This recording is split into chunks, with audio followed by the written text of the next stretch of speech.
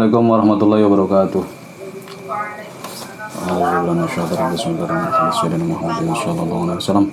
Wa khawatu ya bahi umati wa sudra di bukhari min afin wa sunnah wa nasfa'i wa nusmin tabi'in wa tabi'in wa sallallahu alaihi wasallam. Wa alaihi wa nashara wa li bashar. Tasmin shuru wa li nashara.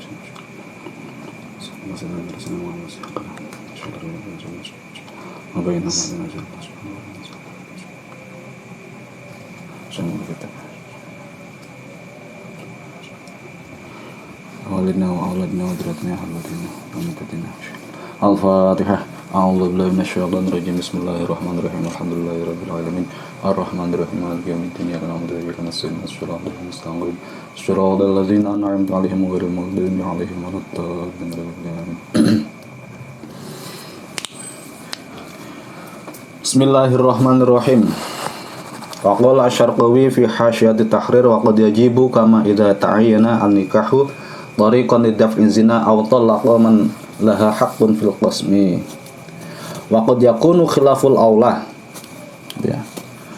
Waqala dan berkata sapa Asy-Syarqawi, Imam Asy-Syarqawi,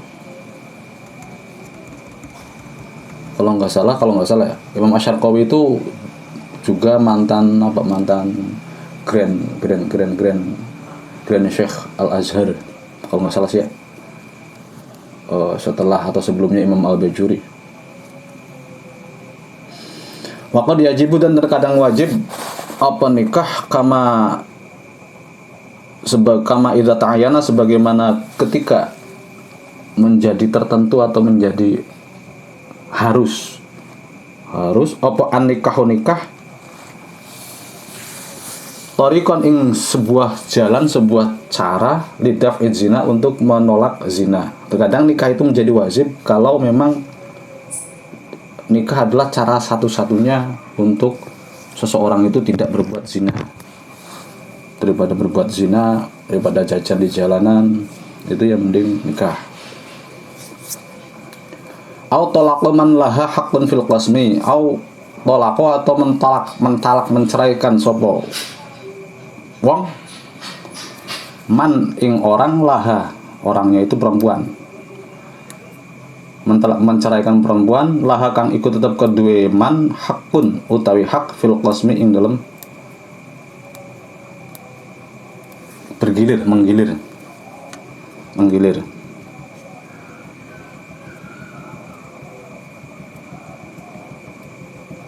Ini saya nggak paham ini.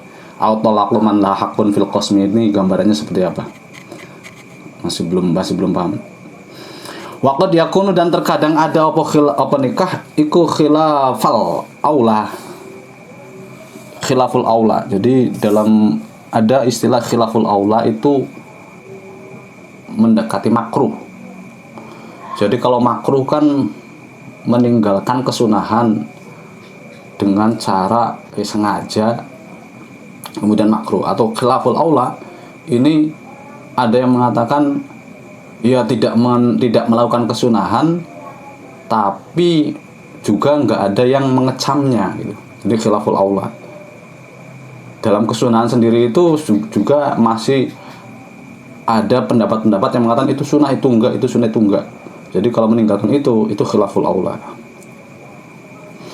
Seperti apa contohnya? Ini sih hampir mirip makruh sebenarnya, seperti kaman, seperti orang takut yang sangat ingin, rindu, sangat mana saya itu rindu, kepengin banget. Apa nafsuhu, hatinya man ilaihi maring wati, orang yang sudah ngebet banget pengen jima, pengen ngerasain jima, tapi wafak koda dan tidak memiliki atau tidak ada sopoman batahu ing apa biaya nikah, udah nggak punya duit lah, biaya nikahnya nggak ada, cuman pengen banget ngerasain malam pertama. Kayak apa sih malam pertama, pengen banget tapi nggak punya uang buat nikah. Nah itu nikahnya orang tersebut itu khilaful aula, karena nggak punya uang sih, maksa ya silakan hutang-hutang, kalau bisa bayar, apa-apa. Bal yaksiru. Nah, untuk mengatasinya kalau dia memang jangan sampai nikah, orang itu sebaiknya jangan nikah kalau semacam itu. Terus untuk mengatasi apa istilahnya? Kalau bahasa itunya libido saya gimana? Untuk mengatasinya adalah bal yaksiru, akan tetapi memecah atau mengatasi sapa man tauqanahu ing keinginannya man tersebut, keinginannya jima itu diatasi dengan bisomin dengan puasa. Caranya ya untuk menutupi perasaan atau keinginan untuk menjima, untuk berbuat jima atau merasakan malam pertama ya ditahan dengan puasa. Puasa itu adalah kasrus syahwat, memecah bisa menjadi pelebur atau ya penghancur syahwat. Fa'in lam yaksir, maka lamun tidak memecahkan sopeman, memecah atau ya menghancurkan, meleburkan syahwat sopeman bihi kelawan som,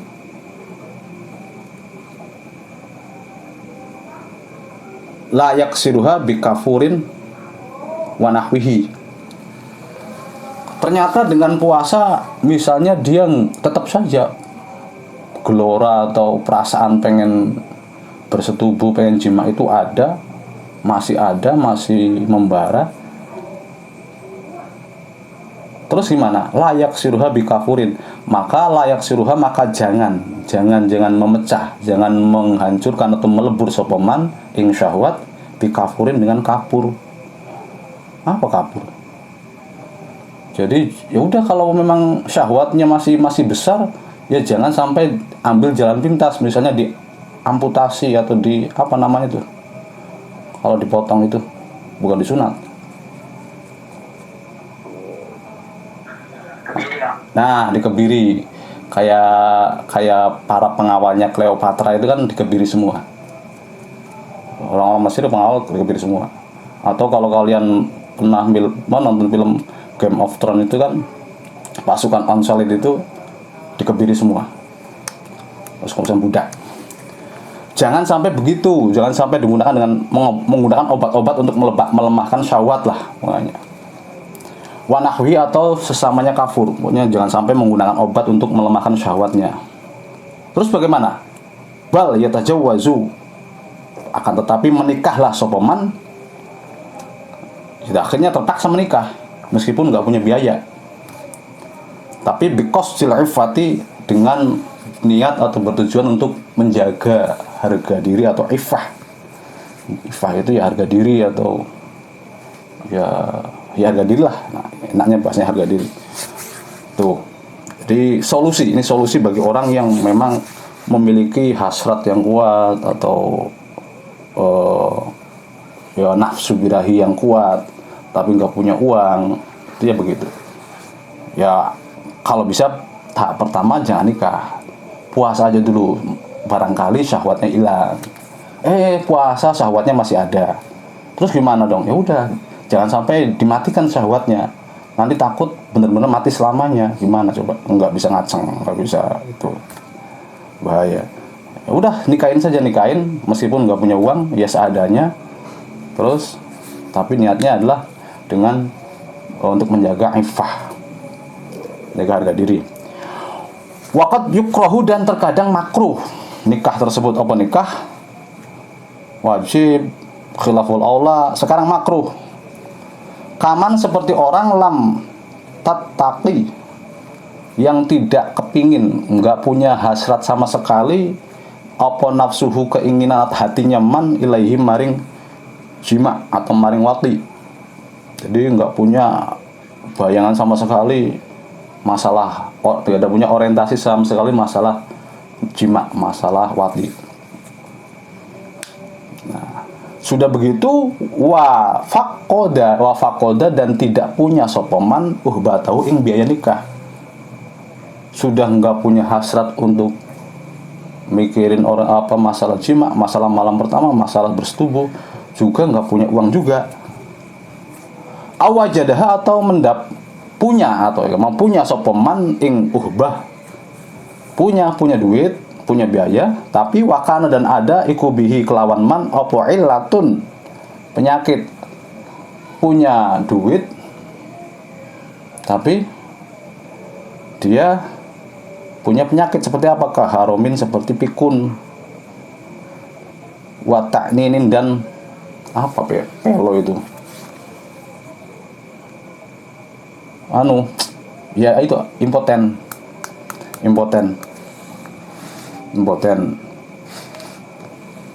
dimakruh nikah orang semacam itu. Punya duit ya pengen nikah, tak punya duit tapi punya penyakit. Waqad yahrumu dan terkadang haram. Apa nikah itu bisa juga haram. Seperti apa? Seperti kahiman, seperti nikahnya orang. Haruma yang haram apa nikahuha menikahinya, ya menikahi saudara, menikahi sesuatu orang-orang yang masih mahram, itu haram. Menikahi orang itu nikahnya haram, plus nikahnya haram plus enggak sah. Jadi ada yang haram yang sah, ada haram yang enggak sah. Menikahi istri orang lain, kemarin kan masalah poliandri itu yang saya temui, ya istilahnya arahnya itu kan syaratnya seorang istri, calon istri itu tidak terikat dengan pernikahan yang lain. Jadi kalau ada orang menikahi perempuan tapi perempuannya masih ada ikatan pernikahan dengan orang lain, bukan ikatan cinta sinetron, bukan ikatan nikah dengan orang lain, kita nggak boleh menikahi perempuan itu. Kalau nggak boleh, satu ya haram, satu ya nggak sah nikahnya. Asali satu utawi masalah yang ketiga. Sekarang masalah yang ketiga. Ini tentang masalah kesunahan. Tadi masalah hukum. Awal hukum nikah itu ada yang sunnah, ada yang haram, makruh dan yang lainnya. Sekarang masalah kesunahan pranikah itu seperti apa. Asali satu utawi masalah yang ketiga iku yustahabbu disunahkan apa Allah yatazawwaja, tidak menikahi sapa wong, tidak menikahi sapa wong, tidak mengawini sapa wong, tidak mengawini, tidak menikahi illa zata dinin, illa data dinin, bukan dainin, illa data dinin, kecuali ing orang yang punya agama, punya pengetahuan agama lah, santri lah. Jadi meskipun gak santri ya carilah yang santri. Kakak saya itu nggak nyantri, nggak ada yang nyantri, tapi istrinya itu santri semua. Begitu juga berlaku sebenarnya itu buat perempuan. Jadi laki-laki yang nyarinya yang ngerti agama, ya perempuan juga nyarinya suami yang ngerti agama. Tuh. Di kita kalian evaluasi lagi pacar-pacar kalian tuh ngerti agama enggak? Kalian sudah semasa kalian itu enggak usah gonta-ganti pacar. Kalau sudah mantap nikah saja sekalian. Gonta-ganti pacar malah nanti enggak karuan. Pacaran sekalian buat nikah, bukan pacaran buat senang-senang. Ya. Kenapa kok disunahkan semacam itu? Karena ternyata ada hadis. Karena ada hadis ruwiya yang meriwayatkan sapa Abu Hurairah radhiyallahu taala anhu, rupane annan Nabi sallallahu alaihi wasallam, bahwasanya Nabi sallallahu alaihi wasallam iku qala, bersabda sapa Nabi. Ada hadis yang diriwayatkan oleh Abu Hurairah. Nabi berkata, tungkihu almar'atu li arba'. Tungkahu dinikahi sapa almar'atu perempuan li arba'in, karena 4 alasan, karena 4 aspek. Rupane 5 liha, karena hartanya. Kita bukan mata duitan, bukan matre. Ini kenapa kok Nabi terkesan duniawi, terkesan matre? Bukan. Karena Nabi, yang namanya Nabi itu kan juga mementingkan kemaslahatan umatnya. Jadi sebisa mungkin umatnya itu bisa survive hidup di dunia, akhirnya ibadah pun juga tenang. Akhirnya cara mencari istri ataupun mencari pasangan ya juga dengan melihat hartanya, dengan melihat duitnya. Bukan berarti masalah materi atau tidak. Materi itu ya orangnya sendiri gimana. niatnya itu nikahi si A karena kaya atau karena memang nikahi pengen nikah gitu. Bukan masalah materi atau tidak, itu materi kan pandangan dari, istilahnya pandangan dari pelakunya. Kemudian dinilai oleh orang lain, orang luar, wah dia materi, kenapa? Karena niatnya nikah karena supaya dapat warisan mertuanya itu punya sawahnya berhektar-hektar misalnya. Enggak. Nabi tetap memberikan kriteria karena limaliha, karena Nabi memandang sebagai Nabi yang gimana caranya umatnya itu tetap dapat kemaslahatan. Karena kalau Nabi menyuruh menikahilah dengan perempuan yang miskin, mungkin nggak ada yang senang nikah nantinya. Yang kedua, wahasabiha, dan derajatnya mar'ah. Ya, ini kan masalah sunnah ya, ini bukan masalah wajib. Wahasabiha dan derajatnya mar'ah, ya dilihat juga dia itu perempuan yang seperti apa. Misalnya perempuan itu ketua IPPNU, ketua Fatayat misalnya, jadi punya derajat, punya pangkat, jadi punya nama lah, punya nama. Ya laki-laki juga sama, perempuan nyari yang laki-laki yang punya nama atau punya pangkat, punya derajat. Tapi ingat, perempuan boleh memilih, laki-laki memilih, perempuan berhak menolak. Perempuan kalau nggak senang ya sudah tolak saja, nggak sesuai ya sudah tolak saja. Laki-laki silakan pilih yang cantik, pilih yang kaya, tapi ya siap-siap juga ditolak. Itu haknya perempuan dan haknya laki-laki semacam itu. Jadi jangan memaksa sampai bunuh diri sampai apa, lebay. Wajah maliha, dan karena ya kecantikan dan atau kecantikannya mar'ah lah. Kalau perempuan mar'ah, kalau laki-laki kegantengannya, face-nya. Ya enggak, ya cantik kan relatif katanya, cantik relatif. Cuman nanti kan ada perbandingan, kalau cantik tapi nggak punya agama gimana? Jadi dipilah-pilah stratanya itu apa dulu yang didahulukan. Wadiniha, dan agamanya mar'ah. Fadfar, maka dapatkanlah sapa kamu, sapa sira bizatiddin. Nah ini, dapatkanlah bizatiddin kelawan perempuan yang memiliki agama alias mengerti agama. Itu yang lebih diutamakan. Misalnya semuanya itu nggak adanya zatuddin, ya udah itu. Atau semuanya itu ada tapi sebagian, ya pilih yang zatuddin.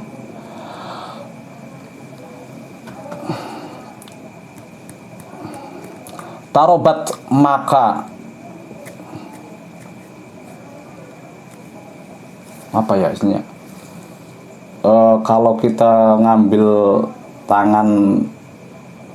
ngambil pasir dengan tangan itu terus tangannya penuh, itu sama tarobat.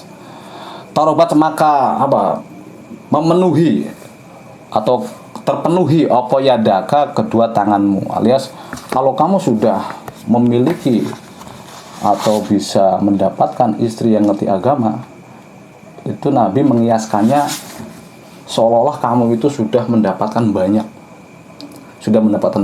keuntungan, karena ya mau nggak mau, kalau perempuan atau pasangan kita ngerti agama, itu toleransinya akan tinggi. Ya setidaknya ngerti adab, ngerti akhlak. Ketika muasaroh dalam keluarganya, bagaimana cara bergaulnya, ketika ada masalah seperti apa. Jadi enggak banting-bantingan barang, enggak langsung purik-purikan. Kalau ada masalah purik ke rumahnya, ngerti purik enggak? Purik itu kabur ke rumahnya, enggak. Setidaknya enggak seperti semacam itu. Nanti kan ada lebih lanjut lagi, misalnya laki-laki kan harus menafkahi perempuan. Seorang suami itu harus menafkahi perempuan. Saya saja dalam masalah nafkah itu kurang, nggak layak bagi seorang istri. Kalau kita berpedoman pada yang sebenarnya. Nafkah istri apa? Ya menafkahi makannya. Terus masalah pembantu ya kita bayari. Karena masak, mencuci itu bukan kewajiban istri.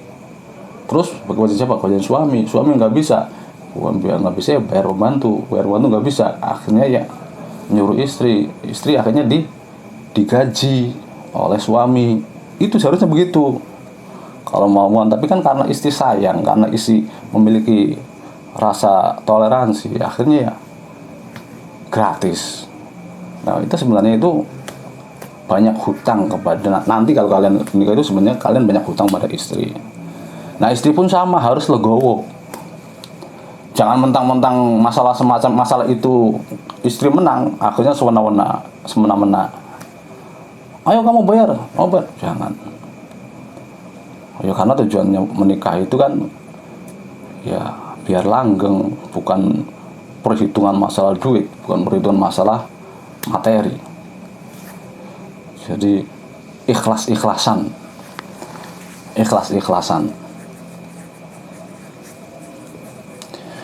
Yakni bermaksud sapa Kanjeng Nabi Allah iku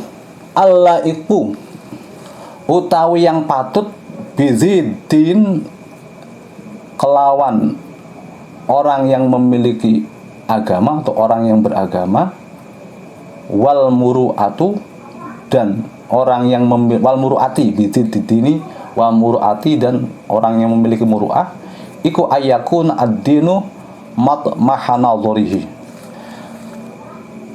Yang seharusnya bagi kita yang memiliki pemahaman tentang agama, iku ayakuna ada apa ad-dinu aspek agama iku matmahanadharihi, fokus pandangan kita, pandangannya wow. Jadi kita ketika mencari-cari calon suami atau calon istri, fokus pertamanya tentang masalah agama. Tuh.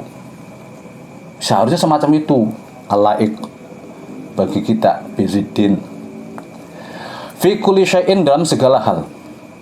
La siaman apalagi fima tatawala, dalam masalah tatawala yang lama apa suhbatuhu, berteman atau berbareng bersamanya, kebersamaannya mah dalam segala hal. Itu kita lihat agamanya ya, dalam bekerja misalnya, dalam bergaul itu ya lihat agamanya sebenarnya, seharusnya malam itu. Apalagi dalam hal yang memang sifatnya itu bertahan lama, kayak menikah kan kita tujuannya nggak kontrak setahun 2 tahun tapi selamanya. Maka ya carilah, fokuslah kepada agamanya calon-calon kita itu, calon-calon kalian itu ya cari yang dilihat fokusnya ke agamanya. Itu seharusnya malam itu. Tapi kan nanti ada pengecualian lah, ada celah-celahnya. Misalnya bagaimana Pak kalau calon saya itu nggak ngerti agama tapi saya nanti mengajarinya, silakan kalau bisa. Memang kewajiban seorang suami membimbing dan mendidik istrinya. Atau kebalik, yang ceweknya ngerti agama tapi calon suaminya enggak, tapi mau mengajari, ya silakan kalau bisa apa-apa. Fa'amaro, maka memerintahkan sopan Nabi Gusti Kanjeng Nabi sallallahu alaihi wasallam bitahsyili sahibatiddin, untuk mendapatkan orang atau istri yang memiliki agama, memiliki pemahaman tentang agama. Makanya Nabi memerintahkan kita untuk ya carilah perempuan, carilah pasangan, carilah suami yang mengerti agama. Allazi huwa, yang mana utawidin, allazi huwa kang utawidin iku ghayatul bughyati, tujuan akhir